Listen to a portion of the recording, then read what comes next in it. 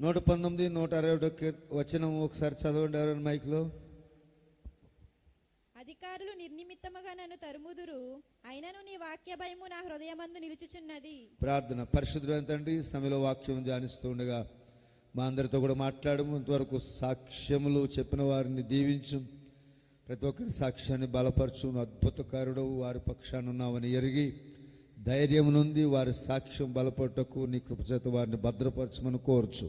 ఈ సమయంలో మా అందరితో కూడా మాట్లాడమని కోరచ్చు. యేసు పరిశుద్ధ నామమున నడుచున్నాం తండ్రి, ఆమేన్. ఇక్కడ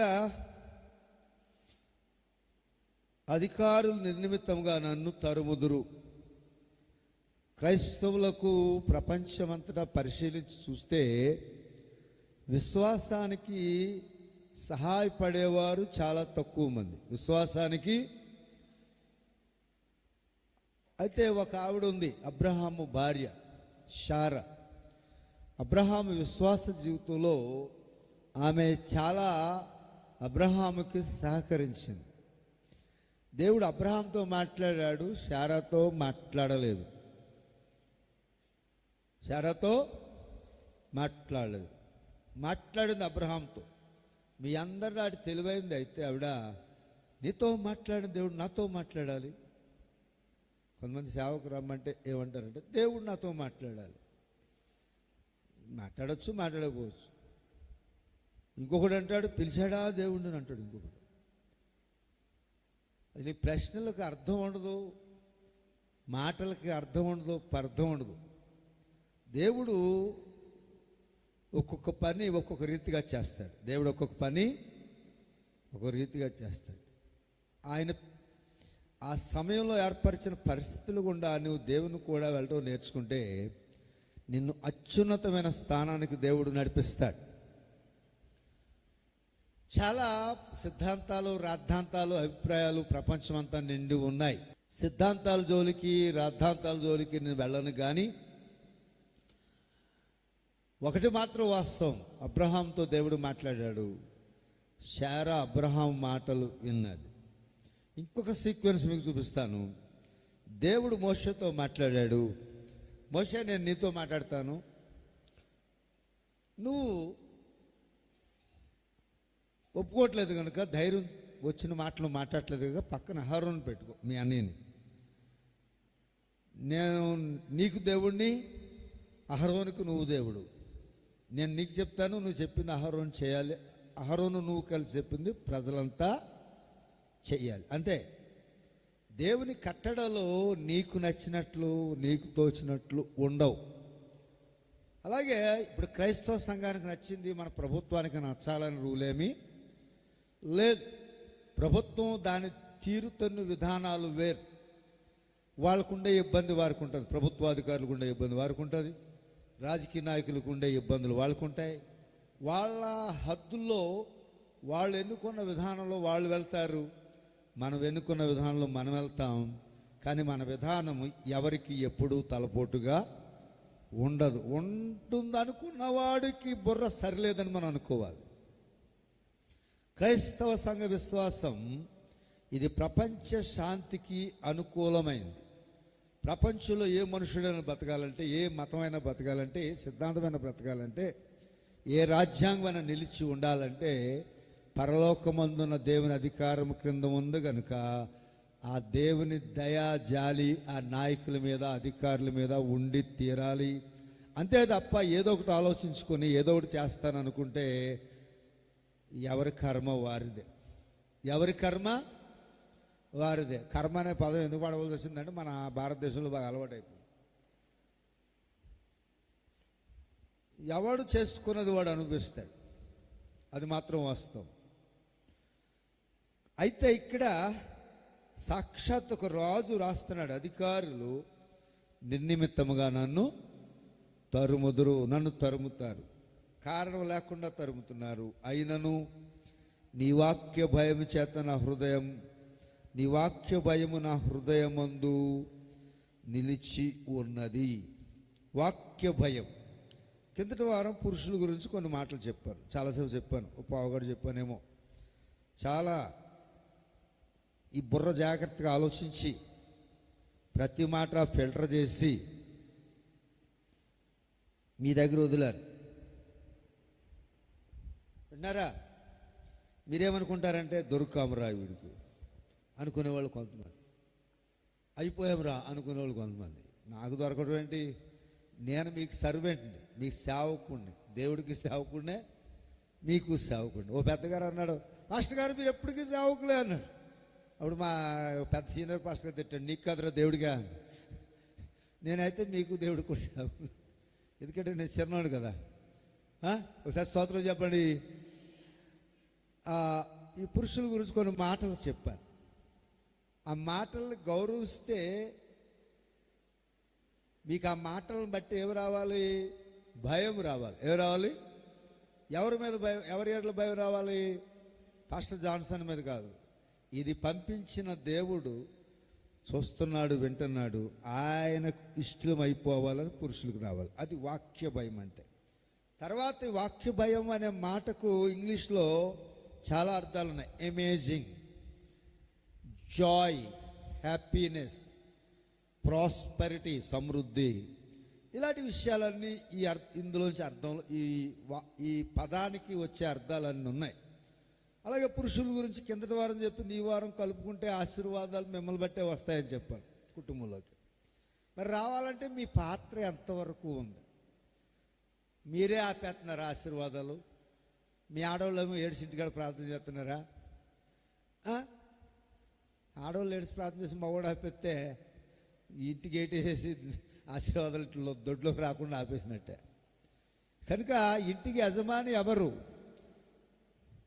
యజమానురాలు స్త్రీ అనుకుంటే యజమానురాలి విశ్వాసానికి పురుషుడు ఎంత ప్రాధాన్యత ఇస్తున్నాడు, పిల్లలంత ప్రాధాన్యత ఇస్తున్నారు. ఒకవేళ యజమానుడికి భార్య ఎంత ప్రాధాన్యత ఇస్తుంది. అందరూ కలిస్తేనే కదా ఒక కుటుంబం వర్ధిల్లేది. కనుక వాక్య భయం, డిసిప్లిన్, క్రమశిక్షణ కలిగి ఉండటం అనేది భయం అనుకుంటూ ఉంటారు. ఈ మధ్యని సమాజంలో ఒక రుగ్మత చూశాను, లోభత్వం. ఏం చెప్పండి? లోభత్వం ఎందుకు వస్తుంది? లోభత్వం అనేది ఎందుకు వస్తుంది అంటే, లోభత్వం అనే దానికి అర్థం ఏంటంటే దేనికి ఎంత ఖర్చు చేయాలో అంత ఖర్చు చేయాలి. ఒకసారి అపోస్టల్ పరమేశ్వర గారు చెప్పారు నాతోటి, చదవటానికి డబ్బులు లేవు అన్నాను. ఎందుకు? ఆయనతో మాట్లాడుతా, అయ్యగారితో మాట్లాడుతా. జాన్సన్ డబ్బులు లేవు అనకూడదు, డబ్బులు సంపాదించాలి, చదవాలి. రెండు చెప్పారు ఆయన. సంపాదించాలి, చదవాలి. అది అట్టుకొచ్చి మా నాన్నగారికి మా అమ్మగారికి చెప్పలేదు. ఇక నేను వాళ్ళు ఎంత సంపాదిస్తారో నాకు తెలుసు, మా కుటుంబం ఎక్కడ దాకా వచ్చిందో మాకు తెలుసు, ఏ పేదరికంలో జీవించామో తెలుసు, ఏ స్థితిలో వెళ్తున్నామో తెలుసు. పేదరికం ఉందంటే పేదరికం ఉంది, లేదంటే లేదు. అన్ని అనుభవాలు మాయే. ఆయన చెప్పిన సమాధానం లోభత్వాన్ని విడిచిపెట్టమని. వారిచ్చిన సలహా ఏంటి చెప్పండి? లోభత్వమును విడిచిపెట్టమని. అక్కడ ప్రాబ్లం ఏంటంటే ఆ వ్యక్తి డెవలప్ అవ్వడు. నేను కాదు, నేను అలాగే డెవలప్ అయ్యే పరిస్థితులు నాకు దేవుడు ఇచ్చాడు. పాస్టర్ గారు అబ్బాయిని, పాస్టర్ని కనుక దేవుడు మా ఎదురు పెట్టిన గురి చేరడానికి ఎన్నో పరిస్థితులు దేవుడు అనుకూలపరుస్తాడు. మీ కొరకే, మా కొరకే. మీరు దీవించబడటానికి దేవుడు మాకు అనుకూలపరుస్తాడు. కానీ వాళ్ళు డెవలప్ అవడానికి వాళ్ళు ఎన్నుకున్న విధానం సరి అయింది కాదు. కనుక నేను వాళ్ళని ఇంకేం సపోర్ట్ చేయగలను? ఒక వ్యక్తి ఎన్నుకునే విధానం సరి అయిందిగా ఉండాలి. ఖర్చు పెట్టేగాడు ఖర్చు పెట్టాలి. 10 కాగితం తీస్తాడు, 500 కాగితం చూసినట్టు చూస్తాడు. 10 కాగితం బయటకు తీసి ఎలా చూస్తాడు? 10ని 10లాగా చూస్తేనే మన బ్రతుకు సరిగ్గా ఉన్నట్టు లెక్క. 10ని 10లా చూడాలి, 500ని 500లా చూడాలి. ఇప్పుడు మా మార్కెట్ నుంచి పండితులు రావటం ఎక్కాం, 150 రూపాయల కిర. ఈ 10 కాగితం పట్టుకుని 10 గొప్పది 10 గొప్పది అంటే నన్ను ఎక్కించుకుంటాడా? ఎక్కించుకోడు కదా. జీవితంలో నీ కిరాకు రాను అని చెప్పేస్తాడు. అర్థమైందా? నా ప్రసంగాన్ని వస్తుందా? సరిగ్గా చివరి దాకా వస్తుందా? లోభత్వం. క్రైస్తవ విశ్వాసం కూడా విలువైందని భావించాలి. ఏమని భావించాలి? దాని కొరకు ఎంతో కొంత త్యాగం చేస్తేనే ఆ విశ్వాసంలో నీవు అత్యున్నతమైన స్థానానికి వెళ్తావు. డిసిప్లిన్ అంటే నీకున్న కొరచబుద్ధిని బేస్ చేసుకుని అది డిసిప్లిన్ అనుకోవటానికి వీల్లేదు. ఫైనాన్షియల్ డిసిప్లిన్ అంటే కొంతమంది ఏమనుకుంటారంటే 10ని 500లో ఖర్చు పెట్టాలి. ఒక సామెత ఉంది ఇంగ్లీష్లో, పొదుపు చేయటం అంట రూపాయి దగ్గర మొదలెడతారంట. పొదుపు చేయటం అనేది ఇంగ్లీష్ కరెక్ట్గా గుర్తులేదు. పొదుపు చేయడం అనేది ఎక్కడ మొదలెడతారు? రూపాయి దగ్గరే మొదలెడతారు. ఇప్పుడు ఎవడన్నా మార్చెన్స్ పండితులు 150 రూపాయలు కిరా చెప్పాడు అనుకో, నేను 149కి అడగాలన్నమాట. ఓ 140 కడితే ఇంకా 10 రూపాయలు మిగిలిపోతాయి కదా. వచ్చేవాడు ఉండడు అక్కడ, అంతే తేడా. అక్కడ నేను దానిలో ప్రయాణించాలంటే దానికి తగ్గ డబ్బు సంపాదించి వాడికి ఇచ్చి ఆ ఆటో ఎక్కాలి, లేకపోతే ఓపిక లేకపోతే మార్కెట్ నుంచి పండితులు మా ఇంటికి నడిచి రావాలి. ఈడు చేయడు ఆడు చేయడు, బండి ఉంటే బాగుండు నా జీవితం ముందుకు వెళ్ళిపోయి అంటాడు ఒకడు. అంటే బండే వీడికి వాళ్ళ అమ్మ కంట వీడికి బండి ఇచ్చేసినట్టు, దేవుడే బండితో పుట్టించినట్టు. బండి లేకపోతే మనిషి లేడండి, బైక్ లేకపోతే అది లేకపోతే ఇది లేదు, ఇది లేకపోతే అది లేదు కాదు. వాక్య భయం లేకపోతే నీ జీవితానికి దిక్కు దశ లేదు. నీ హృదయం మార్చబడకపోతే నీ జీవితానికి దారి లేదు అనే సత్యాన్ని వాక్య భయం అనే పదం మనకు తెలియజేస్తుంది. వాక్య భయం అంటే డిసిప్లిన్, విశాలమైన హృదయం, విశాలమైన మనస్సు, విశాలమైన జ్ఞానం.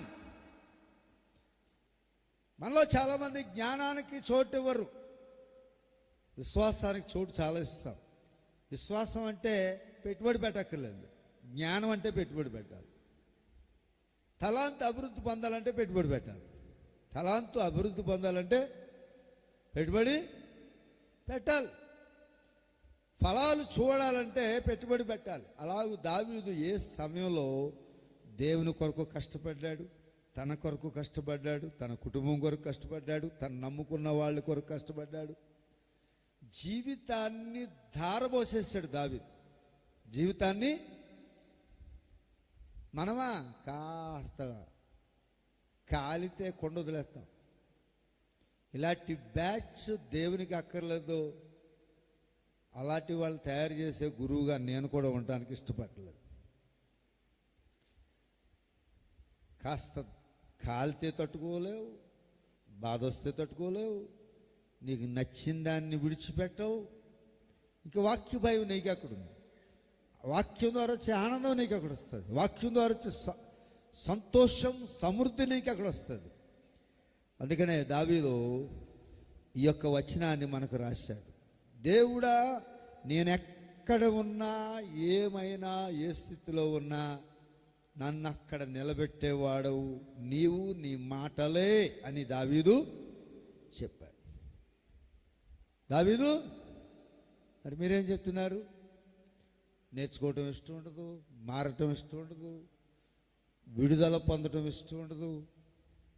విడుదల పొందాలి. విడుదల అంటే నీ కొరస బుద్ధి పక్కన పెట్టి విశాలమైన బుద్ధిని స్వీకరించాలి. దేన్ని స్వీకరించాలి? విశాలమైన బుద్ధిని స్వీకరించాలి. విశాలమైన బుద్ధి. విశాలమైన బుద్ధి అంటే కష్టపడకుండా రాదు. అది కష్టపడకుండా రాదు, నేర్చుకోకుండా రాదు, ఒళ్ళు వంచకుండా రాదు. దేవుని కృపను బట్టి మా నాన్నగారు నన్ను తయారు చేయడంలో ఎప్పుడు కూడా జాలి పడలేదు. ప్రేమ చాలా చూపించేవారు. అంత ప్రేమ మీలో ఎవరైనా చూపించారో లేదో మరి నేను చెప్పగలనో లేదో తెలియదు. మీకు మా నాన్నగారు బాగా తెలుసు కదా. కానీ దగ్గరుండి కొడుకుగా పెరిగాను కాబట్టి ఆయన అంటే ఏంటో తెలుసు. తండ్రి బిడ్డను ఎంతైనా ప్రేమించవచ్చు, కానీ ఇన్స్ట్రక్షన్ అనేది లేకపోతే బిడ్డను తయారు చేయలేడు. అందుకనే దావీదు విశ్వాసం అంతా సొలొమోను జ్ఞానంలో కనపడుతుంది. ఎక్కడ కనపడుతుంది? సొలొమోనులో జ్ఞానం వచ్చేసిందంటే ఊరికని రాలేదండి.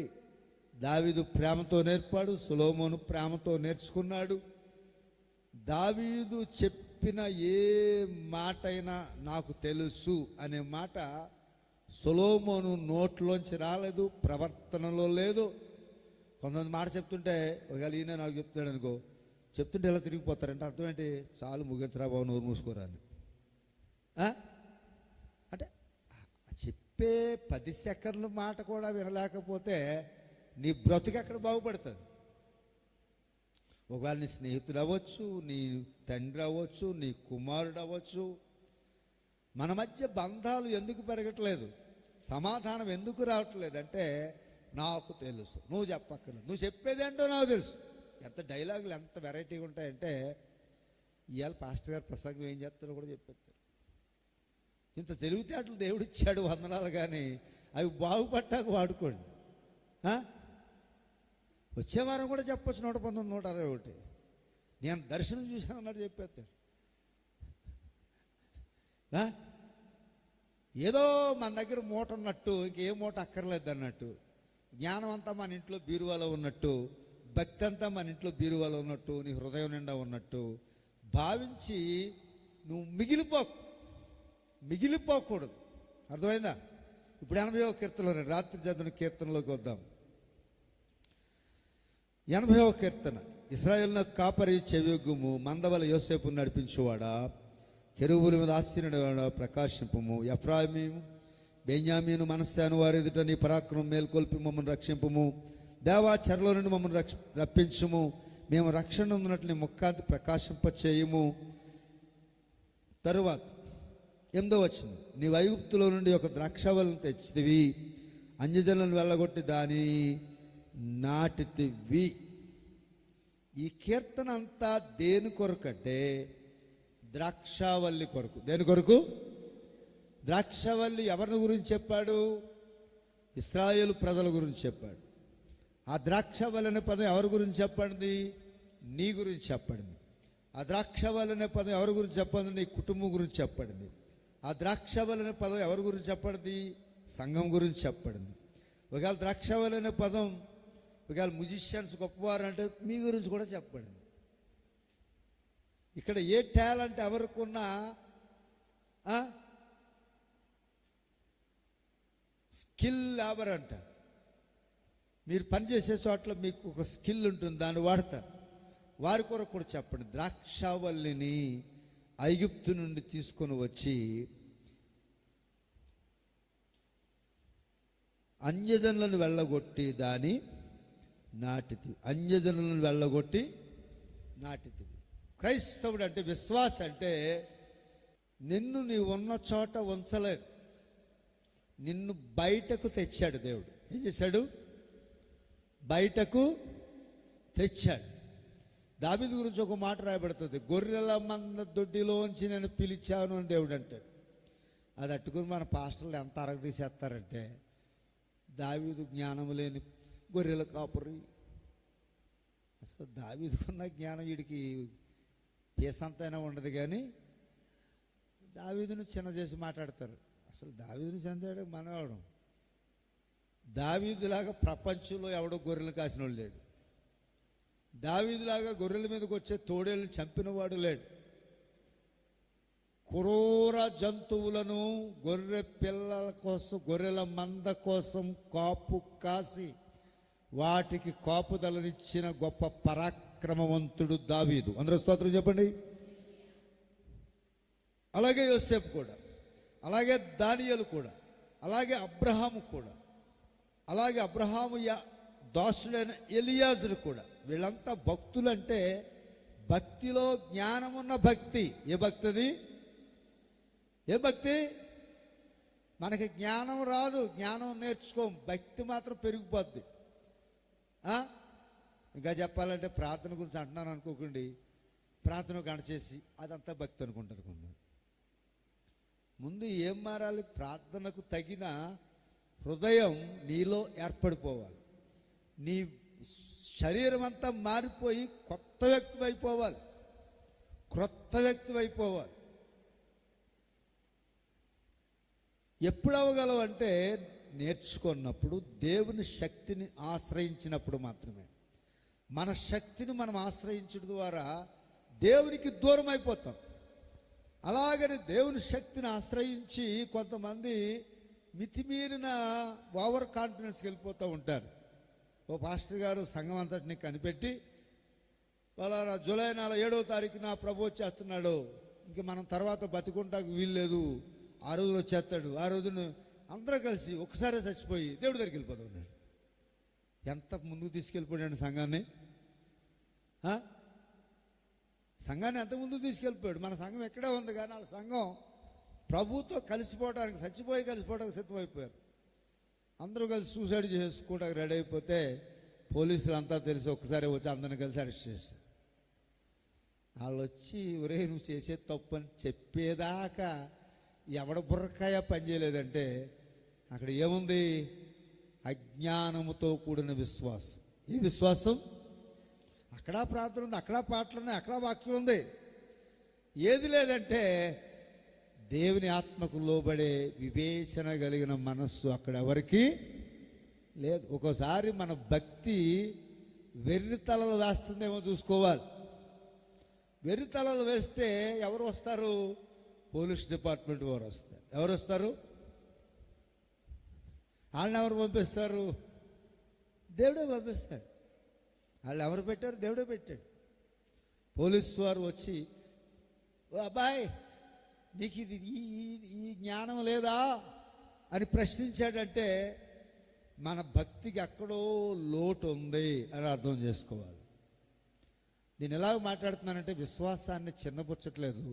విశ్వాసానుభవం శ్రేష్టమైంది, వాక్యము గొప్పది. నువ్వెంత నేర్చుకున్నావు, ఎంత సరి చేసుకున్నావు, ఎంత దేవుని కృపలో పెరిగావు. ఇక్కడ మనం ఆలోచించినప్పుడు ఇశ్రాయేలును దేవుడు ఐగుప్తులోంచి తీసుకొని వచ్చి అన్యజనులను వెళ్ళగొట్టి, ఎవరిని వెళ్ళగొట్టి? అన్యజనులను వెళ్ళగొట్టి. మీకు అందరికీ చరిత్ర బాగా తెలుసు. ఇశ్రాయేలు ప్రజలను దేవుడు ముందు యోసేపును ఐగుప్తుకు పంపించాడు. ఎవరిని పంపించాడు దేవుడు? ఎలాగ పంపించాడు? తండ్రికి ఇష్టమైన కుమారుడు, తండ్రికి ప్రీతికరమైన కొడుకు, ప్రేమ కలిగిన కొడుకు. తండ్రి ప్రేమ అంతా కుమారుని మీద ఉంది, కుమారుని ప్రేమ అంతా తండ్రి మీద ఉంది. ఇంతకంటే తండ్రి కొడుకులు గొప్పోళ్ళు ప్రపంచంలో లేరన్నట్టుగా వాళ్ళిద్దరే సందడి సాగిపోతుంది, సంబంధం సాగిపోతుంది, శ్రేష్టమైన సంబంధం. ఈ సంబంధంలో యాకోబు ఒక పని చెప్పాడు. ఏ పని? మీ అన్నలు అరణ్యంలో ఉన్నారు, మంద వల్ల యోసేపు నడిపించేవాడు 2వ లైన్లో ఉంది కదా, నీ అన్నలు గొర్రెల మందలు మేపుతూ మందలు తోలుకొని వెళ్ళి అరణ్యంలో ఉన్నారు, వాళ్ళకి కొన్ని పదార్థాలు తీసుకొని వెళ్ళి ఇవ్వు అన్నాడు. వాళ్ళు ప్రయాణం చేసుకుంటా కొన్ని రోజులు ప్రయాణం చేసి ఎక్కడికో వెళ్ళిపోయారు. ఈయన ప్రయాణం చేసుకుంటూ మెల్లిగా ప్రయాణం చేసి వెళ్ళటం వేరు, తొందరగా వెళ్ళి వాళ్ళని కలుసుకోవటం వేరు. అరణ్యంలో హైవే రోడ్లు ఉండవు, పండితుల రోడ్లు కూడా ఉండవు, ఏ రోడ్లు ఉండవు. అరణ్యం అంటే రోడ్డు మనమే తయారు చేసుకోవాలి, దారి మనమే ఏరుకోవాలి. చెట్ల మధ్యలో, పుట్టల మధ్యలో, మొక్కల మధ్యలో మొక్కలు తొక్కుంటూ వెళ్ళాలి. అలాగూ వెతుక్కుంటూ వెళ్ళాడు. ఎవడు అంత ప్రేమించే కొడుకుని అడవిలోకి పంపడు. అడవిలో క్రూర జంతువులు ఉంటాయి, దారి ఉండదు, ఏమవుతాడో తెలీదు. నష్టం ఎరిగి కుమారుణ్ణి అరణ్యంలో పంపించాడు. అది కష్టమని తెలిసి తండ్రి పంపించాడు. అది ఎంత కష్టమో కూడా యోసేపుకు తెలుసు. నన్నెంత కష్టపెడతావా అని యోసేపు తండ్రిని అడగలేదు. ఇది గొప్ప విచిత్రమైన భక్తి విశ్వాసం. దేవుని ప్రణాళిక ఇశ్రాయేలు కొరకు నెరవేరటానికి దేవుడు యోసేపును నడిపించాడు. దేవుడు యోసేపును అరణ్యంలోకి వెళ్ళాక ఎంత కష్టమైందో మీకు తెలుసు. వచ్చాడురా కళ్ళకు అనేవాడు, దొరికాడురా ఇవాళ సంగతి తేల్చేద్దామని ఒకడు, చంపేద్దామని ఒకడు, ఒరే చంపడం ఎందుకురా, ఆ ఉసురు మనకెందుకురా, ఆ గోతులో పడేద్దామని ఒకడు, గోతులో పడేస్తే ఆడు కోపం దొక్కుతుందని ఒకడు, ఇంకొకడు అంటాడు ఎందుకు వచ్చిన గొడవ, ఈయన అమ్మితే డబ్బులు వస్తాయి, ఎక్కడ చోట బతుకుతాడులే, ఏదో అవుతాడులే, గాలి కొట్టుకుపోతాడని ఇంకొకడు. చూసారా లోకం ఎంత విచిత్రంగా ఉంటుందో. లోకం విధి విధానాలు, మనుష్యుల యొక్క విధి విధానాలు ఇలాగే ఉంటాయి. సొంత దోబుటూలు, ఒకే తల్లి గర్భాన్ని ఒకే తండ్రిని బట్టి పుట్టినవారు, సహోదరులు, ఇంత గొప్పవారు ఎంత చక్కని ఉపకారం చేస్తున్నారు. ఉపకారికి అపకారం. కిందటి వారం అపకారికి ఉపకారం దావిచ్చేశాడు. యోసేపు దగ్గరికి వచ్చేటప్పటికి చక్కగా మంచి పదార్థాలు పట్టుకొచ్చి ఇంటి దగ్గర నుంచి వర్తమానం పట్టుకొస్తే యోసేపు గారికి రివార్డ్ ఏంటంటే చంపేయటం, గోతులు పడేయడం, అమ్మేయటం. అలాగ అమ్మబడి ఐగుప్తు దేశానికి వెళ్ళిపోయాడు. బైబిల్లో ఒకటే వ్రాయబడింది, అందరికంటే ముందు యోసేపు ఐగుప్తుకు వెళ్ళాడు. అందరికంటే ముందు యోసేపు. ఇప్పుడు గల్ఫ్ కొంతమంది వెళ్తున్నారు, కొంతమంది చెప్తూ ఉంటారు నేను 20 మందిని రప్పించానండి అంటారు. అంటే దాని అర్థం ఏంటి?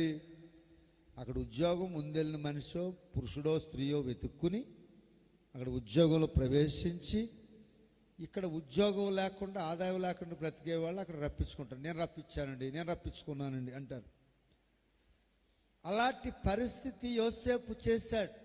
ఇశ్రాయేలు ప్రజలు ఐగుప్తు దేశానికి వెళ్ళటానికి ఒక రోజున కరువు వస్తుంది. ఆ కరువులో విడుదల పొందడానికి యోసేపు వెళ్ళాడు. అక్కడ కూడా చాలా శ్రమలు పడ్డాడు. ఆఖరికి యోసేపు యొక్క భక్తి విశ్వాసాలు బట్టి దేవుడు అతనికి తోడయుండెను. మందవలే యోసేపును నడిపించువాడ, మందవలే యోసేపును నడిపించువాడ. యోసేపును నడిపించాడు. ఐగుప్తు సింహాసనం ఎక్కిచ్చేశాడు దేవుడు. ఎక్కడానికి ముందు ఎన్ని కష్టాలు ఉన్నాయి, ఎక్కడానికి ముందు ఎన్ని కష్టాలు ఉన్నాయి. మన పాత నాయకులు చచ్చిపోయిన వాళ్ళు ఇందిరాగాంధీ జీవితాన్ని చూసినా, ఎన్టీ రామారావు గారి జీవితాన్ని చూసినా చాలా కష్టపడ్డారు.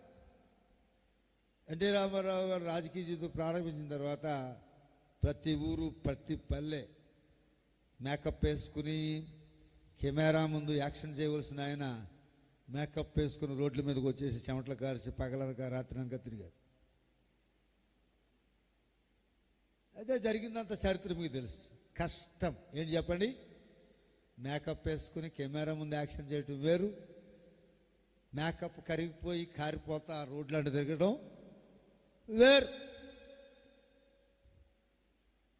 అలాగే ఇంకా చాలామంది నాయకులు కనపడతారు మనకి. ఈ నాయకులందరి పేర్లు చెప్తే మళ్ళీ ఒక నాయకుడు మర్చిపోయిన అంటారేమో. అంచేత సెంట్రల్ నుంచి ఒకళ్ళు, స్టేట్ నుంచి ఒకళ్ళు చెప్పారు. సరిపోద్ది కదా, ఇంకా చెప్పాలా? కనుక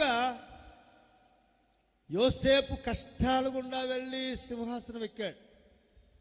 తరువాత కరువు వచ్చింది, అన్నలు వెళ్ళారు.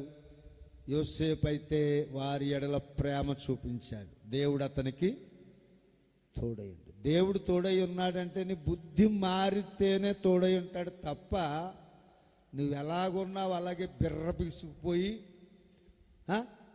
స్తోత్రం చెప్పండి, హల్లెలూయా.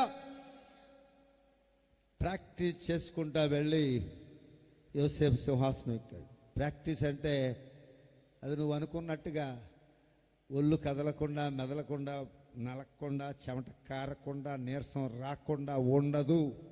అవమానం అన్నీ వస్తాయి. అన్నీ సహించుకుంటేనే అక్కడికి వెళ్తాం. యోసేపు స్వభావము శ్రేష్టమైనది. అలాగూ యోసేపుని నడిపించాడు దేవుడు. యోసేపు ద్వారా యాకోబు ఐగుప్తుకు వెళ్ళాడు. ఐగుప్తులో మళ్ళీ బాధలు వచ్చాయి, అంగరాచారు, మొర్ర పెట్టారు. ఈ ద్రాక్షావళి ఐగుప్తులో ఉంది, దాన్ని మళ్ళీ వాగ్దాన దేశానికి దేవుడు నడిపించాడు. అబ్రహాంతో దేవుడు చెప్పిన వాగ్దానం రీతిగా వాగ్దాన దేశానికి ఇశ్రాయేలును దేవుడు నడిపించాడు. అందరూ స్తోత్రం చెప్పండి. వచ్చేటప్పటికి శత్రువులు ఆక్రమించేశారు వీళ్ళ రాజ్యం అంతా. దేవుడి స్థానాన్ని, భూమి అంతా ఎవరు ఆక్రమించేశారు? శత్రువులు ఆక్రమించేశారు. శత్రువులు ఆక్రమించేశారు.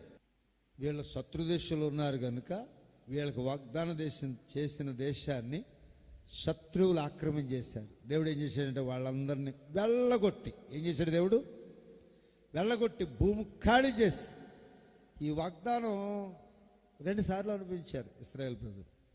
ఒకసారి బైబిల్లో అనిపించింది, రెండవది ఈ మధ్యకాలం 1940s 60sలో 1940-60 మధ్యలో, ఆ సంవత్సరం నాకు గుర్తులేదు కానీ, మళ్ళీ ఇశ్రాయేలు ప్రజలకు దేశం కావాలని అక్కడ ఉన్న వాళ్ళని కొంతమందిని ఖాళీ చేయించి వాళ్ళకి మళ్ళీ ఆ దేశం ఐక్యరాజ్య సమితి అన్ని దేశాలు తీర్మానం చేసి వాళ్ళకి ఇచ్చారు.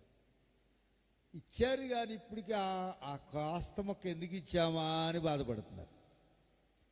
ఎందుకు ఇచ్చావురా బాబు, వీళ్ళు మనకెప్పుడు తలపోటుగాళ్లే అని ప్రపంచం అందరూ అనుకుంటున్నారు. వాళ్ళ జ్ఞానాన్ని వాడుకుంటున్నారు, వాళ్ళ తెలివిని వాడుకుంటున్నారు, వాళ్ళ దేవుడిచ్చిన విడుదలను వాడుకుంటున్నారు. కానీ ఇశ్రాయేలు మాత్రం చంపేటవుతున్నారు.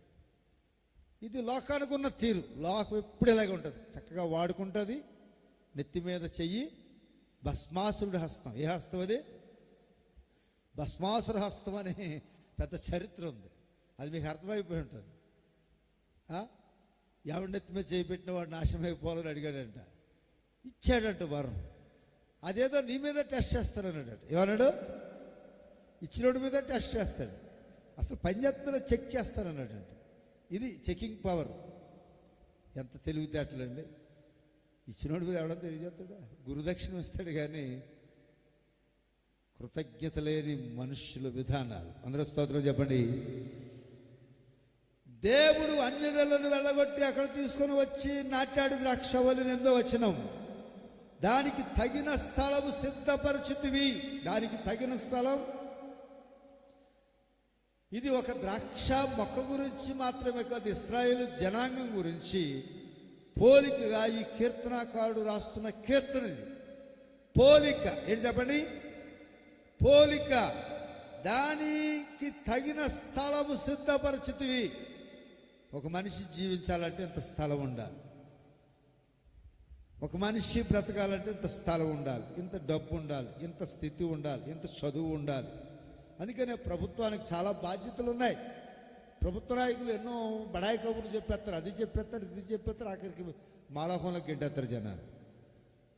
ప్రతి మనిషి బ్రతకడానికి తిండి, కట్టుకోవడానికి బట్ట, ఉండటానికి ఇల్లు, బ్రతకటానికి సెక్యూరిటీ, ఏంటి కాపుదల, ఇవన్నీ ప్రభుత్వం ఇవ్వాలి.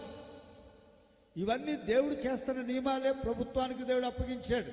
ప్రభుత్వం అంటే తీసుకెళ్ళి జైలు వేయటం కాదండి. ప్రభుత్వం అంటే ఏమనుకుంటున్నారంటే కొంతమంది నాయకులు, నాకు ఇష్టం లేదా, ఈ మనిషి మీద నాకు ఇష్టం లేదు, ఈయన తీసుకెళ్ళి జైలు పెట్టేస్తే ఆయన బాగుపడుతున్నాడు, ఆయన బాగుపడకుండా అడ్డం వెళ్ళిపోతే నేను నాయకుడు, పెద్ద నాయకుడిని. పెద్ద నాయకుడు అవడం సైతాను దూత అవుతాడు. వాడేమవుతాడు? సాతాను దూత. సాతాను దూతలుగా ఏ మనిషి మారకూడదు.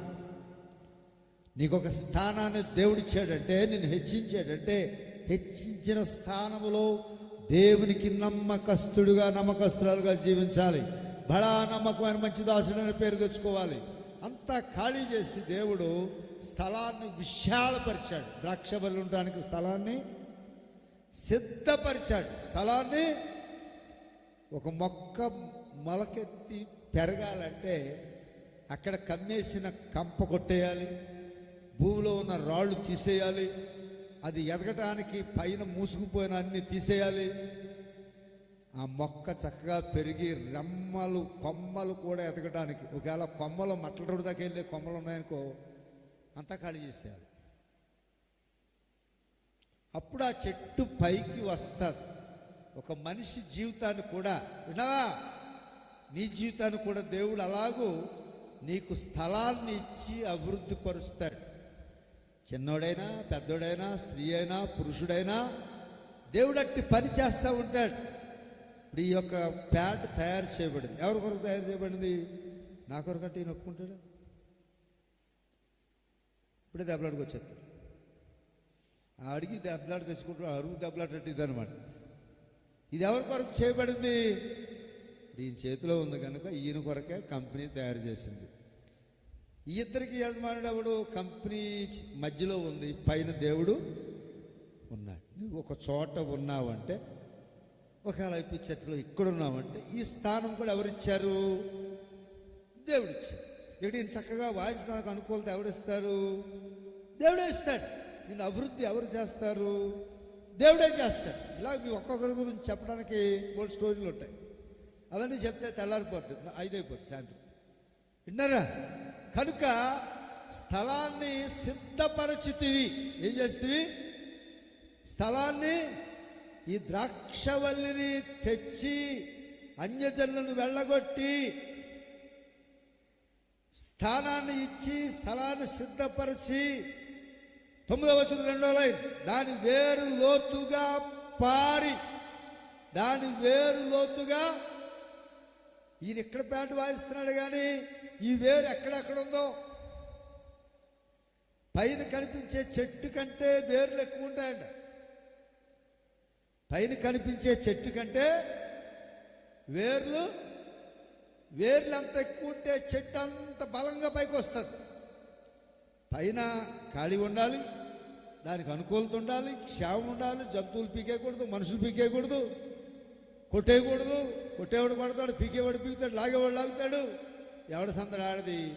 ఈ మొక్కను కాపాడేవాడు దేవుడు ద్రాక్షవల్లి ఐగుప్తులో తెచ్చి పాతి దాని వేరులు విషయాలు పరిచాడు. ఏ విషయాలు పరిచాడు?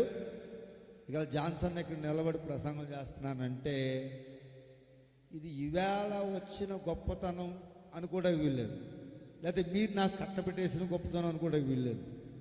ఈ మొక్కకు వేర్లు ఉన్నాయి. ఆ వేర్లు కేసులకుర్పాల నుంచి వచ్చాయి. ఎక్కడి నుంచి వచ్చాయి? అక్కడ పుట్టారు. అక్కడ పుట్టకముందు ఎంతమంది ప్రార్థన చేశారు. వేర్లు ప్రతి మనిషికి ఉన్నాయి, ప్రతి మనిషికి ఉన్నాయి. కొన్నిసార్లు కొంతమంది మన తాత ముత్తాతలు ఒక చోట ఉంటారు, మనం ఒక చోట బ్రతుకుతాం. అక్కడ నుంచి వేరు తన్నుకుంటే ఎక్కడ దాకా వచ్చాం. వేర్లుంటేనే పైన మొక్క ఉంది. ఆ వేర్లు కలుగు చేసిన వాడు ఎవడు? ఏ మనిషికి కనపడవచ్చు. చెట్టు వేర్లు. చెట్టు వేరు ఎదగటానికి దేవుడు భూమికి అనుమతి ఇచ్చాడు.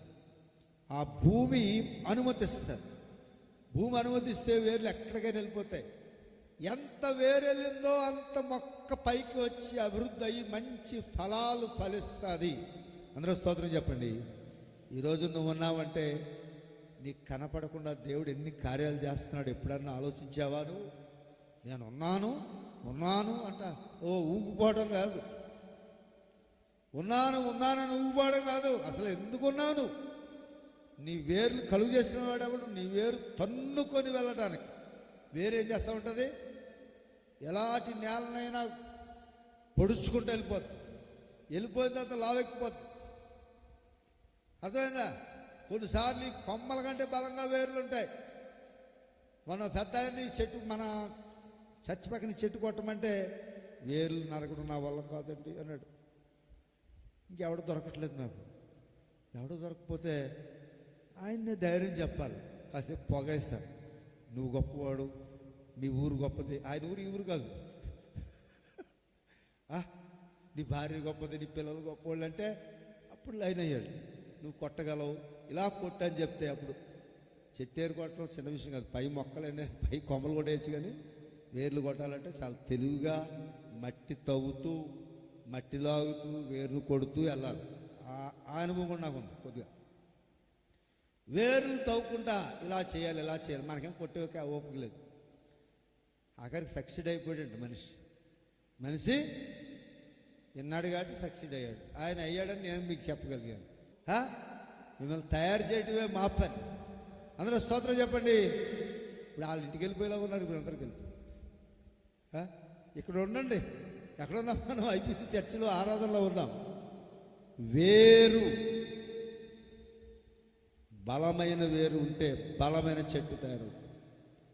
దేవుడు కనపడని ఎన్నో కార్యాలు చేస్తున్నాడు. వేరు తన్నింది, దాని నీడ కొండలను కప్పింది, దాని తీగలు దేవదారు వృక్షాలను ఆవరించాయి, దాని తీగలు సముద్రం వరకు. మనకి సముద్రం ఎక్కడుంది? ఎక్కడో ఉంది. సముద్రంలో మొక్కలు మాలవు, కానీ ఈ మొక్క సముద్రం మీదకి వెళ్ళిపోయింది. దీని కొమ్మ అంత పెద్దదైపోయింది. ఇశ్రాయేలు జనాంగాన్ని దేవుడు దీవించాడు. ఇశ్రాయేలు జనాంగాన్ని దేవుడు దీవించాడు. యూఫ్రటీస్ నది వరకు దాని రెమ్మలు వ్యాపించెను. ఇంత జరిగాక 12వ వచనంలోకి వస్తే, త్రోవను నడుచు వారందరూ దాన్ని తెంచివేయినట్లు దాని చుట్టూనున్న కంచెలన్నీ వేల పాడు చేస్తేవి. త్రోవను నడుచు వారందరూ దాన్ని తెంచినట్లు దాని చుట్టూనున్న కంచెలన్నీ వేల. దేవుడు కంచి తీసేసాడంట. దాని కాపుదలు తీసేశాడు. ఎవడైనా వెళ్ళి దాన్ని ఆ మొక్కను ఏమైనా చేయొచ్చు, కొమ్మలు కొట్టేయచ్చు, మొక్కను నరికేయచ్చు, మొదట్లో కూడా కొట్టేయచ్చు. ఈ మధ్యన ఇస్రాయేల్ ప్రజలకు, ఇస్రాయేల్ దేశంలో మన జక్కయ్య గారి చెట్టు ఉంది. ఏ చెట్టు అది గుర్తొచ్చింది. జక్కయ్య గారి ఎక్కిన మేడి చెట్టు ఉంది. మనవాళ్ళు పిచ్చోళ్ళు కదా, ఆ చెట్టుని ఒకడు నరికాడు, పెచ్చింటి తెచ్చుకున్నాడు. ఇంకొకటి నరికాడు, ఇంకో మొక్క తెచ్చుకున్నాడు. పెచ్చిగా నలుగుతారు కదా. ఆఖరికి ఆ చెట్టు మాయమైపోయే పరిస్థితి వచ్చేసింది. ఇప్పుడు చెట్టు చచ్చిపోతుందా అని ఎవడో ఆలోచించాడా? ఇంకా అక్కడ గవర్నమెంట్ అర్జెంటుగా పెద్ద కంచేసేసి దాని దగ్గరికి వెళ్ళారంటే అరెస్ట్ చేస్తామని పెట్టేశారు. జక్కయ్య గారు మేడి చెట్లు ఎక్కడ చేద్దాం ఉన్నారు. మనుషులు ఎంత దుర్మార్గులో చూసారా? వీళ్ళ పిచ్చి భక్తి వెర్రి తలలు వేసి, వీళ్ళ పిచ్చి భక్తి వెర్రి తలలు వేసి, అదో పిచ్చి భక్తి అనుకో. ఉన్న చెట్టుని నాశనం చేసే బతుకు, ఇశ్రాయేలు జనాంగాన్ని లేకుండా చేద్దామనే బతుకు. దేవుడు కంచె తీసా. మనకి పాట ఈ మధ్యన వచ్చింది, కంచె వేసావు తెగ అరగదీసేస్తున్నారు. దానికి రివర్స్ ప్రసంగం ఒక వారం చేశాను. మనం కంచేస్తూ ఉంటాం, దేవుడు కంచి కంటే మన కంచి చాలా బలమైందని. ఆ కంచేస్తే ఉన్నది ఊడిపోదు. దేవుడి కంచి అక్కర్లేదు. ఈ పెద్దయ్య గారి, ఈ పెద్దమ్మకి ఏం కావాలి? సొంత కంచి, సొంత నీతి, సొంత దుర్బుద్ధి. దేవుడేమో ఆ కంచేస్తే ఆ కంచె అనుకుని నీ కంచెని చూసి దేవుడి కంచె అనుకుని మురిసిపోతున్నావు. ఈ మురుపాలు ఎంతో కాలం ఉండవు. నీ వంకరతనమే, దేవుని మంచితనమే. దేవుని నీతే, నీ స్వంత నీతే. నీ స్వంత నీతి దేవుని చేత సరిచేయబడవలసి ఉన్నది. అందరూ స్తోత్రం చెప్పండి. అడవి పంది పెకలించేస్తుంది, పొలంలో పశువులు తినివేస్తున్నాయి. 14వ వచనం, సైన్యములకు అధిపతికి దేవా ఆకాశంలో నుండి మరలా చూడుము, దేవా మరలా చూడు. మొదట్లో ఏముంది? ఇశ్రాయేలునకు కాపరి చెవియొగ్గుము అంటే అప్పుడు దాకా చెవియొగ్గడం మానేశాడని అర్థం. వచ్చిన బాధలు అలాంటివి. బాధలు వచ్చాక ఏమనుకుంటామంటే దేవుడు చూడటం మానేశాడేమో, వినటం మానేశాడేమో. అలాగే దేవుడు కూడా చూడలేదేమో అనుకునే మనుషులు, విశ్వాసులు ఉన్నారు. చూడలేదేమో అనుకునే విశ్వాసులు ఉన్నారు. జాన్సన్ అన్నా చూడకపోవచ్చు, నేను అసమర్థుడిని. కానీ దేవుడు సమర్థుడైన దేవుడు, విడువక ఎడబాయక ప్రేమ కలిగిన దేవుడు, నీ కొరకు చేయగలిగిందంతా చేసే దేవుడు. వినలేదని నువ్వు ఎందుకు అనుకోవాలంటే బాధలను బట్టి ఈ కీర్తనాకారుడు తనకు వచ్చిన బాధలు, ఇశ్రాయేలు జనాంగానికి వచ్చిన బాధలు, ఇశ్రాయేలు ప్రజలకు వచ్చిన కష్టాలు, పడి తేలుతున్న విషయాలు, కృంగి కృషించిపోతున్న విషయాలు, ఇవన్నిటిని బట్టి ఇశ్రాయేలును కాపరి చెవియొగ్గు, నీ చెవి నా వైపు తిప్పు ప్రభువా అని ప్రార్థన చేస్తాడు. కంచె తీసివేశాడు. దేవుడు ఏం చేశాడు? కంచేసినోడు తీస్తాడా? ఆయన కంచె తీసి పక్కకెట్టి కంచేస్తావు. ఒకసారి ఒక పని చేశాక కొంతమంది ఆడవాళ్ళు ఎంత విచిత్రమైన ఆడవాళ్ళు అంటే, కోడలు తుడిచాక అత్తగారు తుడుస్తుందండి. అంటే ఈవిడికే వచ్చినట్టు, ఆవిడ మనిషి కానట్టు, ఈవిడికి అమ్మబాబు అన్నట్టు, ఆవిడకి అమ్మబాబు లేనట్టు. ఎంత తెలివైన ఉన్నారు. మాంగారన్న నోరు చూసిన అవతలిపోతాడేం కానీ ఈ అత్తగారు పెత్తనం చాలా భయంకరంగా ఉంటుంది. మరి మీ అత్తగారి దగ్గరికి ఒకసారి తీసుకొస్తే నీ సంగతి తెలుస్తుంది. మీ కోడల అత్తగారి సంగతి నువ్వు పాత్ర పోషిస్తున్నావు, కానీ మరి నీ అత్తగారిని తీసుకొస్తే నీ రంగు ఏదో బయలుపడుతుంది. స్త్రీలారా కోపం తెచ్చుకొనకుడి, ఓపిక కలిగి జీవించుడి. స్తోత్రం చెప్పండి, హల్లెలూయా. దేవుడు కంచె సరిలేదనుకుని నీ కంచె నువ్వు ఏర్పరుస్తావు. అప్పుడప్పుడు ఈ నాయకులు అంటూ ఉంటారు, నాకు సరైన ప్రొటెక్షన్ లేదు, నేను ప్రైవేట్ ప్రొటెక్షన్ పెట్టుకున్నాను అని చెప్తూ ఉంటాం. మరి ప్రైవేట్ ప్రొటెక్షన్కి అనుమతి ఉండాలో ఉండకూడదు నాకు తెలియదు, గవర్నమెంట్ రూల్స్ పూర్తిగా తెలియదు. ప్రైవేట్ ప్రొటెక్షన్ పెట్టుకుంటారు. ప్రైవేట్ ప్రొటెక్షన్ పెట్టుకున్న వెంటనే గవర్నమెంట్ ఏమంటుందంటే, నీ ప్రైవేట్ ప్రొటెక్షన్ మీద ఆధారపడ్డావు కదా, నా ప్రొటెక్షన్ ఇంతే ఉంది అని కొన్నిసార్లు వీళ్ళ తప్పు వాళ్ళ మీద, వాళ్ళ తప్పు వీళ్ళ మీద తోసేసి గుంజుకుంటూ ఉంటారు. ఆ గుంజుకోవటాల గొడవ అంతా వేరే సంగతి. అసలు నువ్వెక్కడ గుంజుకుంటున్నావు? దేవుడిచ్చిన ప్రొటెక్షన్ కంచెని ఉండనిస్తున్నావా, నీ సొంత కంచె వేస్తున్నావా? తెలివి అది నీకే ఉన్నట్టు దేవుడికి కూడా తెలివి నేర్పే భక్తులు ఉన్నారండి. ఓ భక్తులా ఇటు చూడు,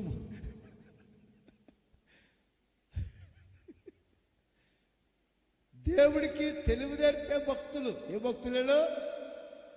దేవుడికి, దేవుడా మా అబ్బాయి ఇంటర్మీడియట్ చదువుతున్నాడు ప్రభా, ఇంటర్మీడియట్లో ఇన్ని మార్కులు ఖచ్చితంగా వచ్చేయాలి, రాకపోతే నా భక్తి వేస్ట్, నీ దైవత్వం వేస్ట్ అన్నట్టు ప్రార్థన చేస్తాను. అని పెంచేలా పెంచవు, చేసేలా చేయవు, ధైర్యం చెప్పు, ఏమీ చెప్పు, పిరికోడు చేసేస్తావు.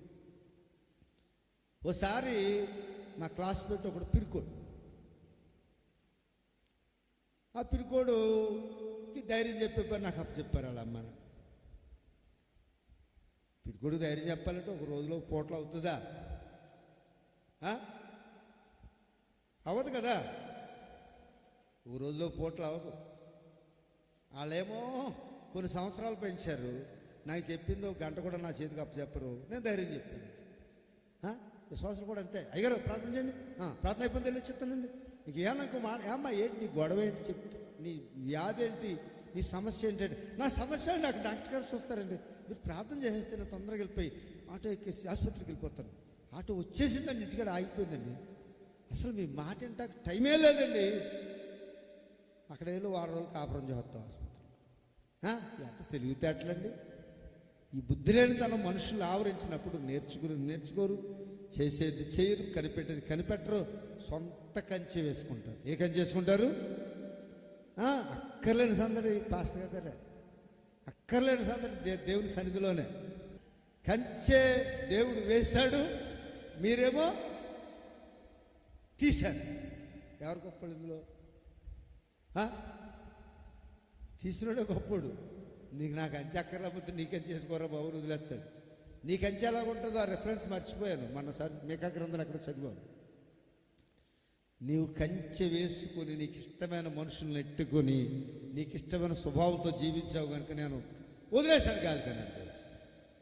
కంచె ఎప్పుడు తీస్తాడంటే మనం గొప్పోళ్ళమని నిరూపించడానికి ప్రయత్నించినప్పుడు, ఇమేజ్ వెతికినప్పుడు, పేరు వెతికినప్పుడు, గొప్పతనం వెతికినప్పుడు. దేవుని గొప్పతనాన్ని వెతకడం మానేసి నేను గొప్పవాడిని, నేను గొప్పదాన్ని. ఇప్పుడు నేను దైవవర్తమానం అందిస్తున్నాను, సంఘానికి అందిస్తున్నాను, లైవ్ వెళ్తుందంటే నేను ఎంత దేవుని దగ్గర నేర్చుకుని వాడిని ఉండాలి.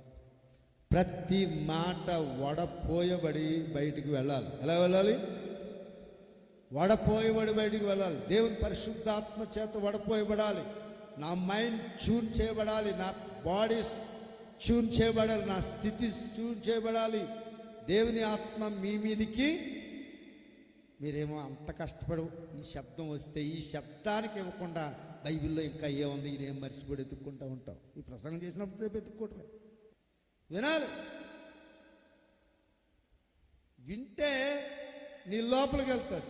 దేవుని కంచె నీ దగ్గరికి వస్తుంటే నువ్వు కంచెను తయారు చేసుకుంటే అలాగా దేవుని మందిరంలో ఉన్నప్పుడు, దేవుని మందిరమునకు పోయినప్పుడు నీ ప్రవర్తన అది చదవటాకే కాదు, నేర్చుకోవటానికి. మీకు అదే, నాకు అదే, 2 బోధలు ఉండవు. ఉన్నారా? నీకు పైన ఆయన ఉన్నాడు, నాకు పైన ఆయన ఉన్నాడు. కాదంటే నీకు ఆయనకు మధ్యలో నేను ఉన్నాను. ఈ సంగతి మర్చిపోయి మధ్యలో కలవరి సతీష్ని తెచ్చిపెడితే బాగుంటుందేమో, మన సంఘం బలం వస్తుందేమో, ఇంత లావు అవుతుందేమో. ఆడు నీకోసం ఏం చేస్తాడు? అతను బోధ వినేవారి కొరకు ఆలోచించే తీరుబడి అతనికి లేదు, ఆలోచించలేని అసమర్థుడు. నీ కొరకు ఆయన ఏం చేస్తాడు? ఇంకో పెద్ద ఆయన ఉంటాడు, ఇంకా పెద్దలు ఉంటారు, ఇంకా పెద్ద పెద్ద లావు, పెద్ద డబ్బు, పెద్ద కారు, పెద్ద బిల్డింగు. వాటితో దేవుడు లేడు. దేవుని ఆత్మ ఎక్కడ ఉందో, నీవెక్కడ ఏ కుటుంబానికి చెంది ఉన్నావో, ఏ సంఘానికి చెంది ఉన్నావో అక్కడ నీవు నేర్చుకోవాలి. కంచె తీసివేశాడు. ఆకాశంలోంచి మరలా చూడుము, ఈ ద్రాక్షవల్లిని దృష్టించుము. ఈ ద్రాక్షవల్లిని, దేవుడా ఈ ద్రాక్షవల్లిని దృష్టించు. ఇవాళ నిన్ను కూర్చోబెట్టి 2 గంటలే మాట్లాడితే నువ్వు ఇష్టపడతావా? ఇష్టపడవు. ఎందుకు ఇష్టపడవు అంటే,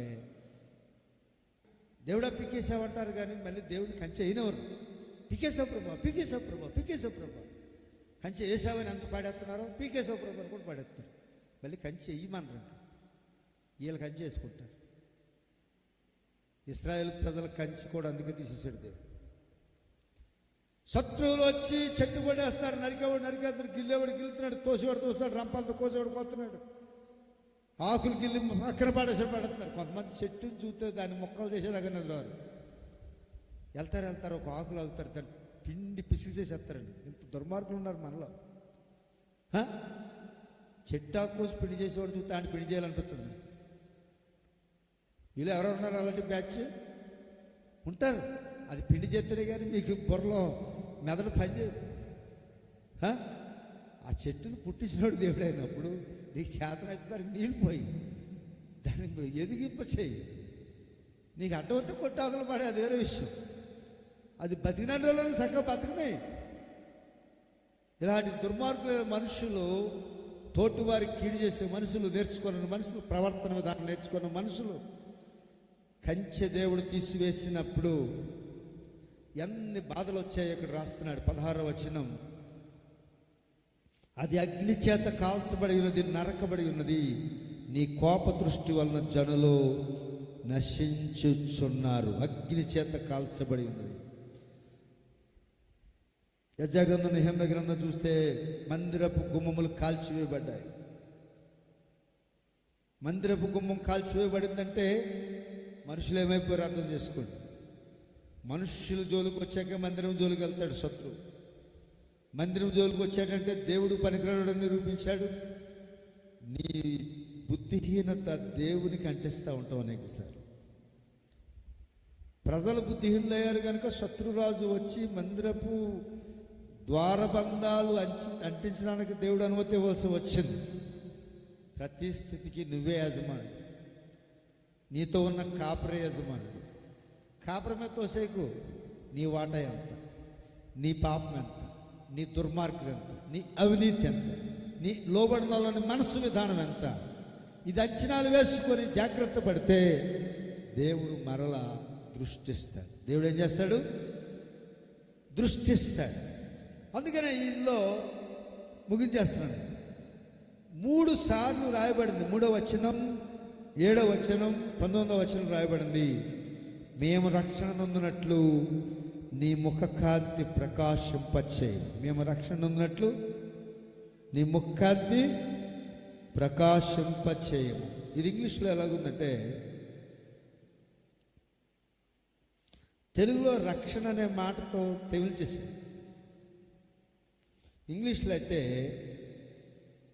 come and save us, restore us, O God, cause your face to shine, and we shall be saved. ప్రభువా రా, మమ్మల్ని రక్షించు, మమ్మల్ని తిరిగి కట్టు. తిరిగి కట్టాలి. ఒక మనిషి వ్యాధిగ్రస్త అయిపోతే మనకందరికీ తెలిసిన ఉపమానక చరిత్ర. 12 ఏళ్ల నుంచి రక్తస్రావ రోగం కలిగిన స్త్రీ. ఆ స్త్రీకి ఆ జబ్బు ఎందుకు వచ్చిందో తెలియదు. జబ్బులు కూడా కారణాలు చెప్పేస్తుంటారు కొంతమంది. నువ్వు పాపం చేసావు జబ్బు వచ్చిందంటాడు ఒకడు. నువ్వు పాపం చేయలేదే, ఎవడో చేతబడి చేసాడు అంటాడు ఇంకొకడు. ఎలా ఉన్నా పర్లేదు జబ్బు తగ్గిపోతాడు ఇంకో కొత్త పాస్టర్ గారు. ఎవడ సందడాడిది, ఎవడ గోల వాడిది, ఎవడ తీరు వాడిది, ఎవడ బుద్ధిహీనత వాడిది. కానీ అసలైన విషయం అసలు తెలుసు. నువ్వు ఒకసారి నీ మనసులోకి నీ బ్రతుకులోకి తొంగు చూసుకుంటే నీ స్థితి ఏంటో తెలుస్తుంది. అయితే 12 ఏళ్ళ రక్తస్రావ రోగం కలిగిన స్త్రీని ప్రభు ఎంచలేదు, కానీ ఆమె విశ్వాసంతో చేసిన పని నీతిగా ఎంచబడింది. ఆమె డబ్బంతా పోగొట్టుకుంది, శరీరంలో ఓపికంతా పోయింది, యేసు ప్రభు దగ్గరికి వెళ్ళటానికి సహాయం చేసేవారు కూడా లేరేమో అన్న స్థితిలో ఆమె రహస్యంగా వచ్చి దేకుండా వచ్చిందో, అక్కడ ఏమైనా సహాయం అడిగిందో, మొత్తం మీద యేసు ప్రభు వస్త్రపు చెంగు ముట్టుంటే జాన్సన్తో మాట్లాడటం కాదు. ఆయన ఎక్కడుంటే అక్కడ జన సమూహాలు ఉండేవారు. ఆయన ఎక్కడుంటే అక్కడ తోపిడి జన సమర్థత. ఇంత సందడిలో బలహీనురాలైన ఆమె యేసు ప్రభు వస్త్రపు చెంగు ముట్టింది. వెంటనే ఆమె రక్తధార కట్టబడెను. రక్తధార అయిపోయిందంటే ఆమెను వెంటనే ఏమీ లేని శరీరాన్ని దేవుడు శక్తివంతం చేశాడు. పడిపోయిన స్థితి, చచ్చిన స్థితి, రేపో మాపో చచ్చిపోదు, కృంగిన స్థితి నుంచి లేవనెత్తడు. అదే రిస్టోర్, రివైవ్, మరలా తిరిగి కట్టుట. ఆ ప్రక్రియ అనేది ప్రారంభమవటం గొప్ప విషయం. ఆవిడ జరిగింది, నా జరిగిపోద్ది, ఆవిడ జరిగింది, అందరికీ జరిగిపోద్ది. ఎందుకు జరుగుతుంది? ప్రతి పనికిమాలినోడిని దేవుడు దీవించాడే, ప్రతి పనికిమాలిన వ్యక్తిని దేవుడు దీవించాడే, ప్రతి బుద్ధి లేని మనిషికి దేవుడు జ్ఞానం ఇవ్వాలంటే నీలో ఏదో ఒక మంచి స్వభావం, నేర్చుకునే స్వభావం ఉండాలి. నీలో నేర్చుకునే స్వభావం ఉండాలి. అందులో స్తోత్రం చెప్పండి. హల్లెలూయా, హల్లెలూయా. ఇలాగూ ప్రార్థన చేయాలి. 80వ కీర్తనలో ప్రార్థన చేయాలి. దేవుడు కాపరి ఉన్నాడు. మందవల యోసేపుని నడిపించాడు. యోసేపుని నడిపించినట్టు దేవుడు నిన్ను నడిపించాలని కోరుకో. కష్టాలొద్దు ప్రభా, బాధలొద్దు ప్రభా, జ్వరాలొద్దు ప్రభా, మనుషుల్ని ఎందలొద్దు ప్రభా, అసలు ఏమీ నా ఇంటి చుట్టూ దరిదాపులు రాకూడదు ప్రభా. చర్చిలో పాస్టర్ గారు వాక్యం వినకపోయినా నన్ను మెచ్చుకోవాలి ప్రభా. నేను ఎలా ఉన్నా గౌరవం నాకు ఎదురుగుండా వచ్చారు ప్రభా. ఇంత దురాశ పనులు దేవుడికి ఇష్టలు కాలేరు, నాకు కూడా ఇష్టలు కాలేరు. నన్ను కూడా ఎందుకు కలుపుకుంటున్నానంటే మీకు నేను కాపాడిన సంగతి కొంతమంది మర్చిపోతున్నారు. మీరు చెప్పింది అంటే నేనున్నాను అనుకున్నారు, నేను చెప్పింది బోధ నేర్చుకోవడానికి మీరున్నారు అనుకోవట్లేదు కొంతమంది. అసంతృప్తి విడిచిపెట్టండి, సంతృప్తి కలిగి జీవించండి. దేవుడు కార్యము చేయలాగున దేవుడు మనలా కంచె వేయినట్లు నీ కంచె తీసి పక్కనట్టు, నీ బుద్ధిహీనం తీసి పక్కనట్టు, నీ లోబడల స్వభావాన్ని తీసి పక్కనట్టు దేవుడిని అత్యధికంగా దీవిస్తాడు. రక్షణ నొందునట్లు నీ ముఖ కాంతి ప్రకాశింపచేయం. ఇవాళ మనోళ్ళు లైట్ లేదు. ఇప్పుడు దేవుడు కూడా నీ లైట్లు ఆపే ప్రభు అంటారు. మీరు కదా, వాళ్ళు ఆ బ్యాచ్ వేరే ఉంటారు. వాళ్ళు దేవుడు లైటింగ్ వద్దాడుకి ఎవరిదో దేవుడు లైటింగ్, దేవుడు లైట్ రాకుండా నువ్వు ఎక్కడ బతకగలవు. దేవుని వెలుగు రావాలంటే ఆ వెలుగు చేత నువ్వు వెలుగుమయంగా మారాలి. నీలో ఉన్న చీకటి వంకర బుద్ధి పోవాలి, నూతనపరచబడాలి, ఉత్తేజింపబడాలి, బలవంతుడు కావాలి. దేవుని వెలుగంటే దేవుని వాక్యం, దేవుని వెలుగంటే దేవుని ఉపదేశం, దేవుని వెలుగంటే దేవుని గద్దింపు. అందుకనే ప్రతి ఒక్కరు సామెతల గ్రంథం చదవాలి. ఏం చదవాలి? కొంతమంది బైబిల్ పండితులు చెప్తారు సామెతలు అందరూ రోజు చదవమని, రోజుకు అధ్యాయం చదవమని చెప్తారు. అది చదివితే కనుక దేవుడి దగ్గర నువ్వు నేర్చుకుంటాం మానవు. అది చదివితే కనుక గొప్ప టాలెంటెడ్ మ్యూజిషియన్ అయిపోతావు. మరి ఎప్పుడు మొదలెడతావు? నీ ఇష్టమైతే మొదలెట్టదు మానే. కానీ విశ్వాసులుగా అయితే ఇదే చెప్తున్నా, సామెతల గ్రంథం చదవండి. అక్కడ ఏముందో దాన్ని బట్టి మీరు తయారవ్వండి. దేవుడు కంచి వేసేలాగా తయారైపోవాలి. దేవుని కృపలో మీరు ఎదగాలి. దేవుడు తన వాక్యం మీ కొరకు దీవించునుగాక. ఆమేన్. ప్రార్థిస్తున్న మోకరించండి. పరిశుద్ధులైన మా దేవాన్ని ఘనమైన నామమునకు స్తోత్రములు. ఇంతవరకు ఈ కూడిక జరుగుటకు నువ్వు ఇచ్చిన కృప కొరకు స్తోత్రం. జరిగిన ఈ యొక్క పునరుద్ధాన దిన ఆరాధన కొరకు స్తోత్రములు.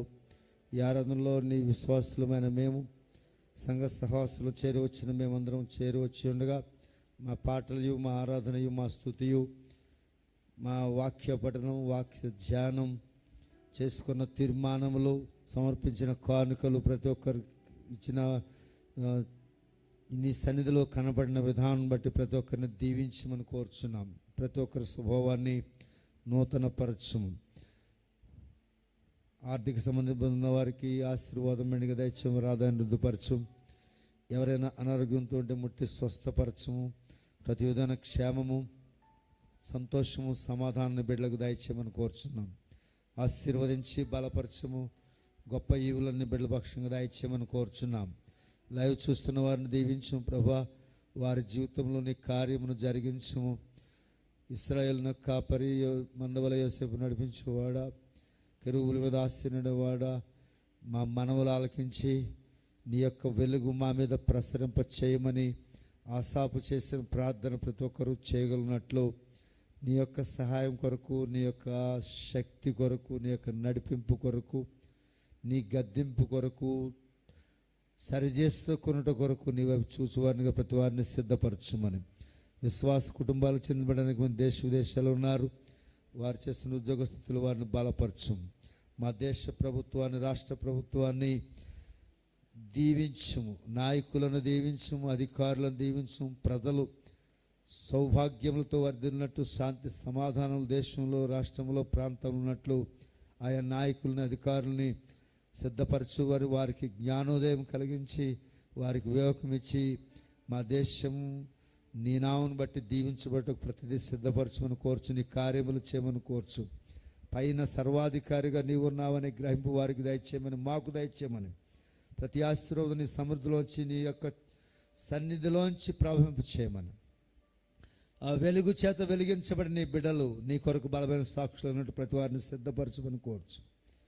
ప్రపంచాన్ని అలుముకున్న యుద్ధ మేఘాలు తొలగించి, దేశాల మధ్య, రాజ్యాల మధ్య, రాజుల మధ్య, పరిస్థితుల మధ్య సమాధానం దయచేయమని, కాపాడి భద్రపరచమని, సాతాను సిగ్గుపరిచి నీ దైవత్వమునకు ప్రజలు గ్రహించి నిన్ను మహిమపరిచేవారిగా సిద్ధపరచమని కోర్చు. గొప్ప దీవెనలతో నీ బిడ్డలను సాగనంపని కోరచ్చు. ప్రత్యక్షంగా పరోక్షంగా సహకరించే ప్రతి ఒక్కరిని కూడా దీవించమని కోరచ్చు. యేసు పరిశుద్ధనామమున నడుచున్నాం తండ్రి, ఆమేన్. తండ్రి అయిన దేవుని ప్రేమ, కుమారుడైన క్రీస్తు యేసు కృప, పరిశుద్ధాత్మక అన్యోన్య సహవాసం, దేవుని ప్రేమిస్తున్న సార్వత్రిక సంఘమునకు ఇక్కడ కూడి ఉన్న మనందరికీ ప్రభువు రాకడ పర్యంతం తోడయుండును గాక.